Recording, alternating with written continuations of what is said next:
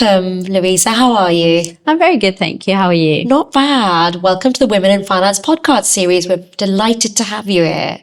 Thank you for inviting me. So that our audience get to know you better, it would be great for them to know who you are, you know, your business, and then we can go from there. Yeah, definitely. My name's Louisa Clowder. I am 31 years old. I am the founder of Fenchurch Legal. I grew up in Corfu, in Greece, on a small island, and then I left at 18 to go to university in Newcastle, up north here in the UK. A bit of a climate change and shock to the system. But yeah, I studied maths and economics in Newcastle University, and then I moved down to London to enter the finance world. So that's how I ended up here in London in finance. And I worked in the City of London in a kind of wealth management corporate broking firm for quite a few years. And then I went off to set up Fenchurch Legal about 6 years ago now. Oh, wow. Fascinating. Now, what drew you to the world of finance? I know you sort of said you left Corfu and enrolled, but what sort of made you enter finance? When I say finance, I mean, you've done a degree that obviously led you to a career in finance. Yeah, definitely. I always loved numbers. I always that kind of a geek in the maths in the maths class that was good at it, liked it, enjoyed it, the kind of teacher's pet, if you like. So it definitely kind of stemmed from there. I took economics as a kind of module at school, and did my A-level in it. And I was exploring kind of different options or courses available, and I found a course that kind of combined maths, which is a very solid kind of baseline course for anybody, a degree for anybody to have, and economics. So I didn't know exactly what I wanted to do, but I knew that I loved numbers, and kind of finance is one of the core things that you go into off the back of it. But I also remember myself younger watching TV and seeing all the stock market indexes, on the bottom that come across, and going, oh, I really love those. I'd love to become a trader or a stock trader or something. So there was definitely an element in the background there that kind of led me to finance. And I think having done the course solidified that I enjoyed the application of the numbers into something interesting. I think the core reason for going into finance or the investment world rather than just finance per se was I was part of the finance society and the investment society of the university, and in our second year they brought us down to London and did like a tour of all the different finance industries that you could go and work in, or types of firms.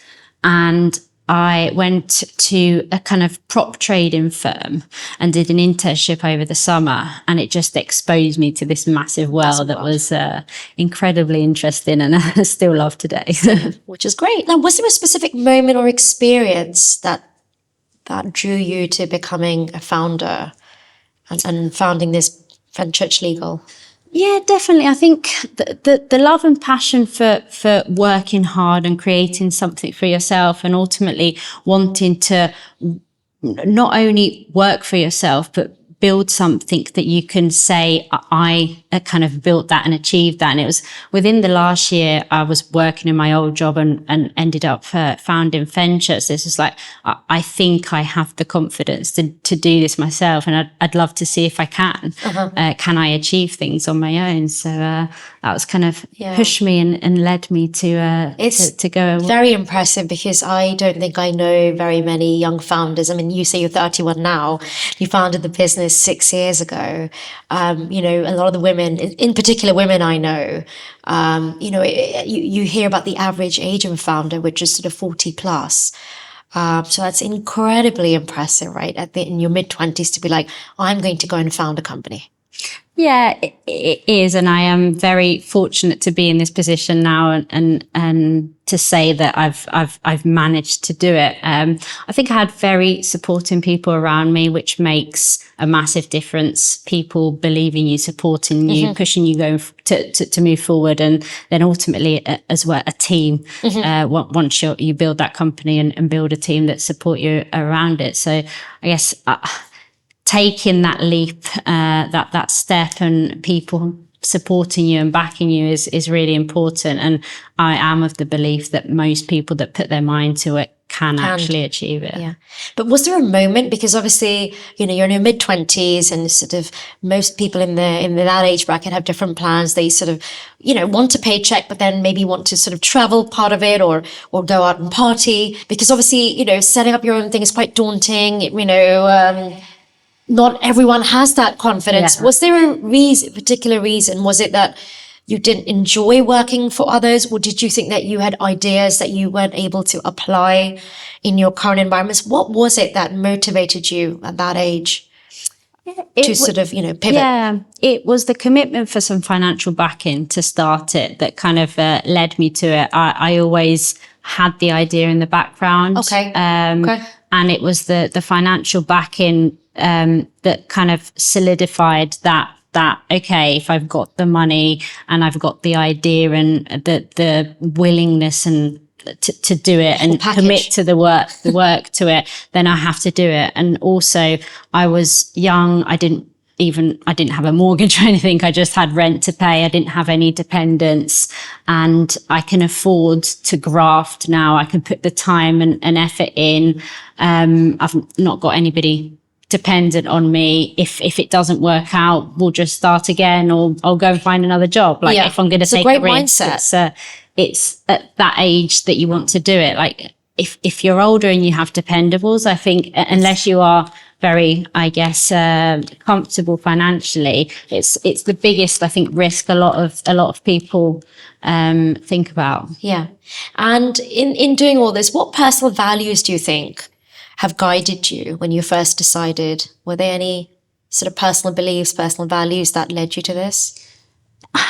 Discipline and hard work. Okay. I don't think it's any more complicated than that. You have to be willing to graft and put the hard work in that not everybody wants to do. It's the long days. It's the holidays that you can never have without picking the phone up. It's what happens at the end of the month if you can't make payroll, if you do have staff. It's the stress management, discipline and hard work. So not rocket science at all. No. It helps, but it's not the only reason. Now, if we move on to just, talking about your company, what was the initial idea behind this litigation finance company, and how did it evolve as a business from when you started till today? Yeah, definitely. Litigation finance is a big industry, and there's quite a few people doing it out there. But there wasn't anybody in the market that kind of combined litigation finance as a kind of private credit opportunity. So what I wanted to do, my background was very much packaging and fundraising for lenders. So I had a very good and strong understanding of the lending industry, of secured lending, private debt, private credit, and fundraising. So that was kind of my niche. And then litigation finance was a concept that was becoming more and more kind of popular in the investment world, come across it quite a lot, found it very fascinating, combines law and finance, which is two of my kind of favorite industries, if you like. So I thought, is there a spin that we can put on litigation finance to kind of turn it into a private credit product? So my idea behind it was taking one thing, structuring it differently, and kind of developing a model that's not something that really is out there in the market available for investors. And so we talk about your career and your liking for numbers and how it led you to the economics and maths degree with a career in finance. We haven't really touched on the law side of things, the interest of combining the legal setup with this financial wrapper, which is, as you call it, litigation finance. So could we just touch on the law part? How did that come into the picture? There wasn't a specific kind of reason, if you like. It was more, I had just come across that industry. Got it. And I found it very fascinating. And I think if we go into the detail, you understand why I found it so fascinating, because it's like, with any type of lending, you lend against an asset. The asset, if it's a tangible asset, it's very clear. It's got a very kind of clear value. It's boring. But if you're investing in a case, it starts to kind of become a bit more interesting. You start to think about prospects, you start to think about processes, you start to think about people managing that. So there's a niche element to it that you can't just easily invest and forget about it. There's a lot more to it. Exactly. Or value. And I think I'm definitely someone that doesn't enjoy or like boring things. Correct. And I'm also someone who, when I get interested in something, I like to know everything about it. I like to put a lot of time and effort into understanding why it happens, what happens, and the kind of detail behind it. So I just found it fascinating. And if I could create something that wasn't really in the market, in a niche area that I had a USP in, I just thought that as a proposition to both clients and investors would be great. How did you commit to your first investor? The initial backing was more of a mutual discussion, but the first kind of external investor that come into the business was a year in. So we had a year of track record, which is very short for external investors. And I remember one of the kind of second or third phone calls that we had was like, you don't even had audited accounts yet. I was like, oh no. But we did. We ended up getting them over the line. I think we managed to get our first audit delivered in about 3.5 months, which is insanely fast if you know anything about auditors. And we managed to convince them about our business model, about our track record, even though it was very limited. Like I think a very, very small part of our portfolio had actually done a full cycle at that point. So the data was very limited. But we kind of got the green light from the auditors. We got the green light from the track record. They were very happy with our company setup, our team, and our story. But I think they believed in us as a company, which I think... And in you. Which I think is really important to a lot of investors. A lot of people say, like, we believe in the person, we believe in not just the product or the company. So I think it was, I remember it like it was yesterday. It was like an amazing feeling of achievement. And we raised quite a lot of money with them. And that's what really kind of took our business to the next level. And what were your biggest challenges in the early days? Biggest challenges? I think that the unknown of business. I think now, having 6 years experience, if I was to start again, I would do so many things differently. But hindsight is a beautiful thing. Of course. You learn from your mistakes or from things that happen, and you become better and do things more efficiently. I probably would have hired staff earlier because I did a lot myself, especially for the first few years. We were a very kind of close-knit team. So I would definitely hire staff earlier. But I think challenges, it's in our industry as well, it's knowing more about the industry. So every year we know more, our team knows more, we know more people in the industry, and that knowledge is gold in the investment world. The more you know, the more you can plan, the better your performance. Better network. The ecosystem, getting your grips on all of that. If we move on from that, was there any point in the first few years where you thought the business might fail? Did you entertain that thought? Or I have plenty of times. I think in the investment world, as you know, it's a bit more complicated than a normal trading business where it's more linear, the performance. Like if we have a really big default, or if a big investor pulls out, like that has such a big knock-on effect on everything, which undoubtedly puts you under that kind of thought process of, okay, are we going to make it here? There's been a couple of moments where we've had, I guess, some not so great things happen, but luckily we've turned things around, and we've taken the learnings and turned them into positives, and trying to fix what went wrong and make sure that it doesn't happen again. And also diversified. Like one of the moments was one investor decided to kind of not continue, which was totally down to their circumstances, not ours. But that obviously left us exposed. So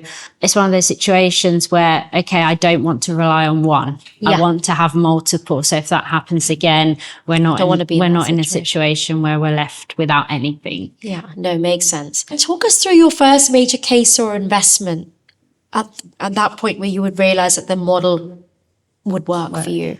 Our first client, because we don't have loads of clients. We have a few clients, but lots of underlying cases. Got it. So I think the first client will always be the one that kind of taught us so much. Sure. Because it's your little guinea pig where you're asking more questions to them rather than the other way around. And that definitely gave me a lot of the core knowledge that I needed to then go away and do that better with other people.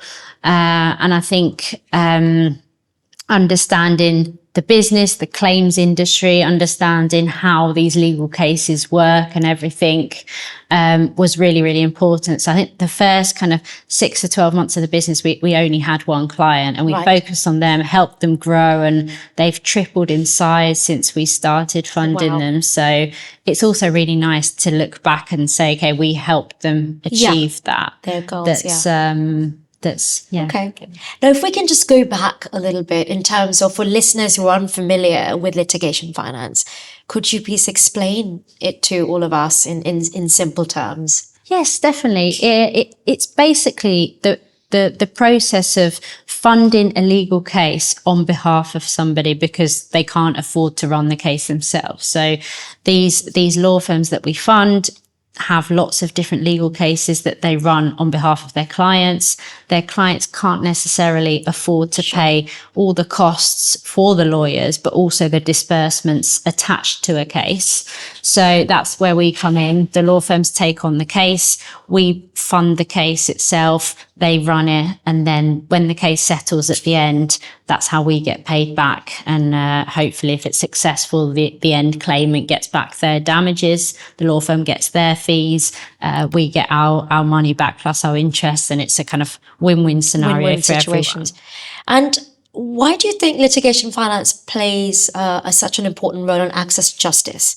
Because obviously there's a claimant on the other end. Yeah, exactly. It's allowing people access to justice that wouldn't be able to afford it otherwise. Yeah. So you've got people that want to claim but can't because they can't afford to do it. Yeah. Like, litigation is such an expensive process. Absolutely. And it could take years. Yeah. So it's not like you're fronting a few £1,000 and then you'll get it back in 6 weeks' time. Doesn't happen. Some cases could take 2-3 years to settle, and people can't always afford the upfront and ongoing capital. So it's given people the ability to claim when they couldn't afford it otherwise. And what misconceptions do you think people have when it comes to litigation finance? Are there any? And if so, what do you think there might be? There's two kind of sides to litigation finance, two kind of big sectors. There's the big cases that you probably hear about in the news, the big court cases with two big people fighting against each other, and those could take years to settle, and the settlements are huge, multi-millions if not billions. And then you have the other side of litigation finance that is the kind of small value claims at a high volume, which is end consumers, the kind of normal day-to-day person trying to claim some money back through redress schemes or because they've been wronged in some way. I think when people hear litigation finance, they always think it comes with massive risk, massive returns, right, which is to some extent correct on the one side of the market, which is the big cases. But we work in the other side of the market, which is the kind of small value, high volume claims. And the way that we package it all, we mitigate that risk and any downside. So litigation finance normally in people's minds equals big risk or gambling, binary results. Got it. But that's not all that is there. There's a lot more to it, and a lot, I guess, other avenues that you can explore within litigation finance that eliminate those kind of big gamble conceptions. And how do you evaluate which cases are worth funding? How does that process work? So we tend to underwrite case types and law firms rather than just an underlying case because of the nature of what we do. Like the bigger case stuff, your funder will underwrite the case, like legal opinions will be really important. The case type as a whole, we're happy with the case law, we're happy with the legal precedent set in the market. Then as long as there's a good operating law firm handling that case, we will fund it. So our case opinions tend to be like by counsel or a barrister at the initiation of that case type or when we start funding it to get comfortable that there is, I guess, strong enough legal precedent and case law that supports the settlement of a case. Got it.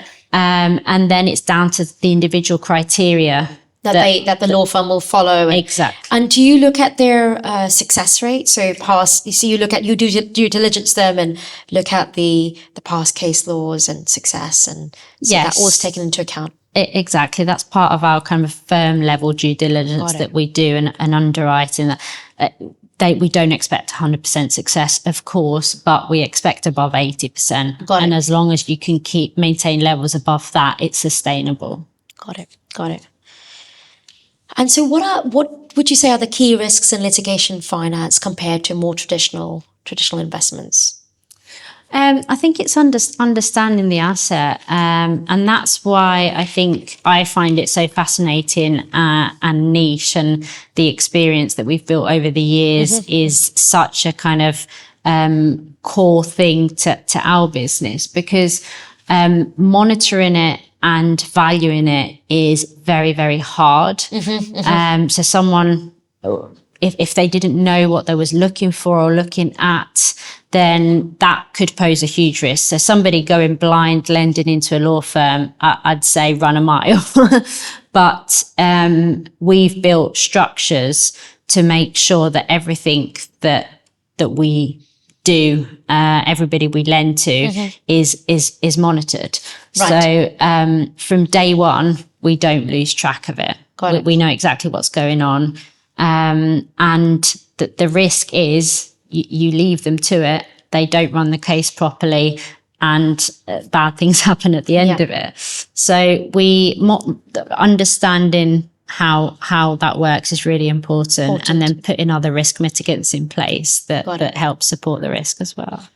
And so what frameworks do you use when making high stake investment decisions in some of these legal cases? I know you talked about sort of the law firm, the case precedent, et cetera. Are there any other frameworks that you would consider? Our underwriting framework, if you like, is huge. It looks at so many different things because it starts from case type to how they process it, to who they've got processing it, to what systems they're using, what criteria they're using, so what insurance very they've detailed. got. So it takes weeks to do. And how long would a typical due diligence process take if you were to onboard a new case type, a new law firm? So a new law firm on board, in which was typically include everything, can take up to 12 weeks. Okay. Okay. 8 to 12 It as just varies. as a range. Yeah. Okay. Okay. And how do you balance financial returns with the ethical considerations? Because obviously some of these underlying cases touch on, some of these cases. Yeah, definitely. I mean, I would say that all of the cases that we fund have a consumer element within it that we like and support, and are very happy to be backing. Of it. I think if something come across our desk that didn't fit our ethical, I guess, criteria, we wouldn't fund it. It's very simple. I wouldn't personally cross that line, and I don't think my investment committee would cross that line. Are there any examples we could have of what you wouldn't touch? Well, we've never come across anything that's ever really brought that crescent to light. And most of the consumer claims are very pro-consumer. Got it. So got it. There's nothing that would make you. Yeah. Yeah. Because you are dealing with, as you say, consumer claims. Yeah. Okay. What has been the most surprising case or outcome your company has ever been involved in? Any examples? I think, the case type that will always be closest to my heart, if you like, is the housing disrepair cases, because it's supporting people living in terrible housing conditions across the UK, and the lack of kind of support that they get from the council, or the lack of consideration by them, is appalling. Yeah. And the fact that we're able to not only get those disrepairs fixed for them, or not us directly, but indirectly helping that process, plus get them damages on top for not having them completed when they should have been, is definitely something that I will always be proud of, that we're able to support that process. Yeah. Great. And what's the difficult decision you've ever had to make as a founder so far? I think enforcing security. I think as a lender within private debt, I think you have to always be mindful of, at the end of the day, we are lending money and we need to get it back. And profit and financial return isn't always the key or the first thing on my mind. But if we've borrowed money from investors and have to return it back to them, then we have to keep that in mind. And obviously, if there's situations where there's defaults and people are using the money in ways that they shouldn't be, or just not generating the return that they should be, then you have to make the tough decisions of having those tough conversations and enforcing security, which then obviously has a knock-on effect on so many other things that are just decisions that you don't want to have to make. Or impact, but it's part of the world that we live in and part of our industry, and it has to be done. Yeah. Now, and moving on, has litigation finance evolved? Has it evolved? And if so, how?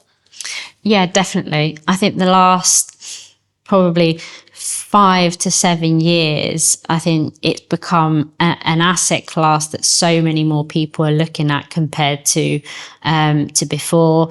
UK, Australia, and quite a lot in Europe now are using it as part of their kind of asset allocation within private debt strategies, which wasn't something that we used to see before. I think it's more talked about in the investment world. When I first started, there was very few people that I spoke to that knew what it was or have heard of it. Whereas now I'm seeing people, we've looked at that before. We've heard of that company. Whereas it wasn't the case. I think it's evolving in the sense that a lot more people know about it, and that it's becoming such a bigger part of alternative investments and private debt strategies. Okay. What trends do you think are shaping the future of this industry? Are there any prominent trends that you have observed? Yeah, I think that the social impact and element to a lot of the cases is playing a big part. I think there's a lot of, asset managers that are looking for that social element as part of their portfolio construction. which I think can kind of be aided and supported by some of the stuff in the industry. Some of the big court cases as well have definitely given the litigation finance element a bit of good PR. Yes. Where people have heard about it before. And I think again that the inclusion into private debt is a trend that we're seeing, which wasn't one before. Yeah, I mean, if we also talk about private debt, that's only been around since post global financial crisis. So, but it's good news. It's good news for a lot of the esoteric debt strategies to be considered as part of that portfolio construction.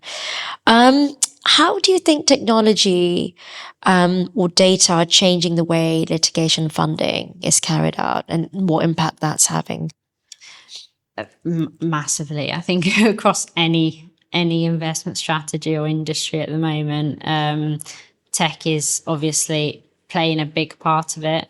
I think for us specifically, we're doing super high volume claims. Right. So naturally, we need tech to manage it, whether that's just managing the loans, whether it's analysing cases, statuses, progress, performance, analysing loan data and loan performance. It's something that we need and is a must for us to run our day-to-day business. So I think for efficiency and for better understanding and underwriting, you need to use it. Use that. Yeah, that's true. What advice would you give someone, somebody, I don't know, could be in their 20s, maybe 30s, but what advice would you give someone who wants to start a company today? Just do it. Like, what's the worst that can happen? Fair enough. You can try it. If it's not for you, or if you don't succeed, then you go back to having a job. But imagine the good things that could come off the back of what if it does work, and what if you do make a really successful company. I think you've got to be willing to work really hard, and you've got to sacrifice a lot of personal time and probably money to begin with to do it. I think you want to be as organized and committed and disciplined as possible to have the best shot at it. But unless you're someone that's really, really risk averse and very kind of enjoy being in your comfort zone, I think there's the downside is time and money. So if you can afford to spare a bit of that aside to potentially give you a massive upside in your future and career, it's just personally a risk worth taking. Now, earlier on, you touched on that, you would do quite a few things differently.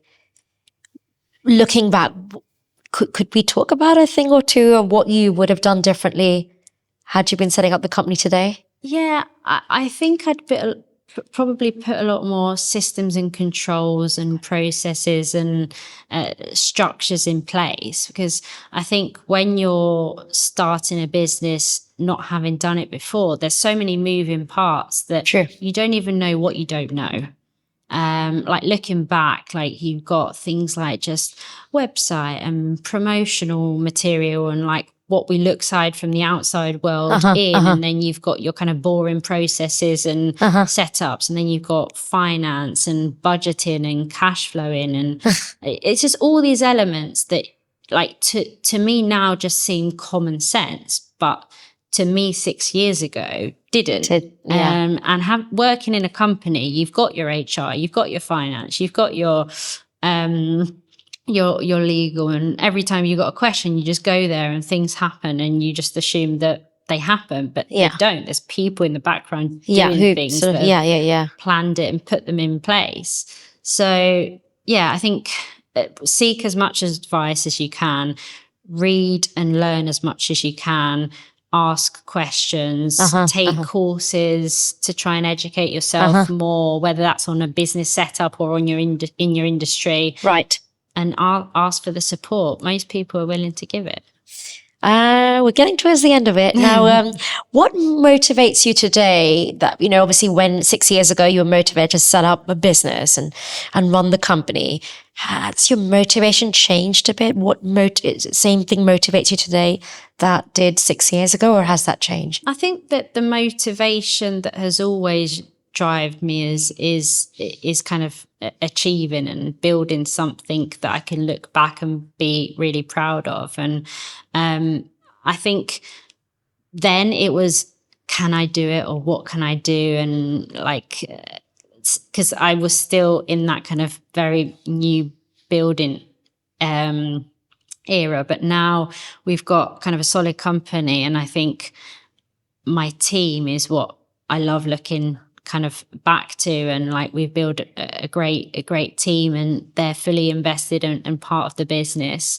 And I think I want to do better for them too, because they're giving kind of their everything for the company. And yes, of course, like better financial returns are important, or other things, achieving other things. But it's also, I have a team that love working in the company, enjoy being part of it, and the culture and so on. And I think like making them proud as well, and having a great environment to work in is equally as important. One piece of advice for people who are going to be listening to this podcast, from just looking back at your career so far, if you had to give one. Yeah, I think if it was directed at your audience within the group, yes, the Women in Finance group is an initiative that I love the idea about. And I think when we first met, me and Laura come away from that meeting buzzing. We love the initiative. We love what you're trying to do. And I think there's, I guess, lack of, not necessarily opportunities, but that kind of open and comfort space for women to participate in things. And I was very fortunate that I had so many people support me in my journey today, and I would be nowhere without them. So if we could give that same support back to people, I'd love to do it. So if the one piece of advice I would give is join the group and come here to support, for us to support you. And if you want to take that leap of setting up a business, then you need to find the right people to kind of help push you forward, because it's not an easy thing to do. I'm not going to sit here and say there's not been days where I'm pulling my hair out. It's horrible some days, but other days it's amazing. Yeah. But and you reap the rewards kind of across so many different areas. But being part of a group that can support you and help push you forward is incredibly powerful, and you should definitely take the opportunity. Thank you so much. That is wonderful. Thank you very much for doing this. Thanks for having me. It's been lovely. You're very welcome. Thank you so much.